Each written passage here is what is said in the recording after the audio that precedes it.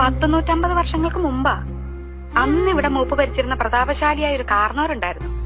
ആ കാർന്നോര് തഞ്ചാവൂരിൽ നിന്ന് കണ്ട ഒരു നൃത്തക്കാരിയെ മേഡമെ കൊണ്ടുവന്ന് താമസിപ്പിച്ചു. നാഗവല്ലി എന്നായിരുന്നു ആ തമിഴത്തിയുടെ പേര്. തമിഴത്തി വേറൊരാളുമായിട്ട് സ്നേഹത്തിലായിരുന്നു, രാമനാഥന്റെ പേരുള്ള ഒരു നൃത്തക്കാരനുമായിട്ട്. എന്തിനു പറയുന്നു, കാർന്നോര് എങ്ങനെയോ ഈ രഹസ്യങ്ങളൊക്കെ അറിഞ്ഞു. അന്ന് അർദ്ധരാത്രി നാഗവല്ലിയെ കാർന്നോര് നമ്മുടെ തെക്കിനിലിട്ട് വെട്ടിക്കൊന്നു.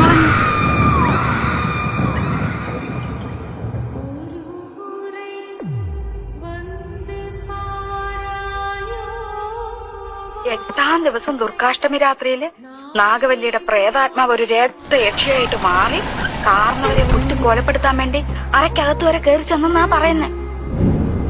അതീ പിന്നെ നാഗവല്ലിയുടെ പ്രേതാത്മാവ് തീരാപ്പകയോടെ ഈ തറവാട്ടിലൊക്കെ അലഞ്ഞടക്കാൻ തുടങ്ങി.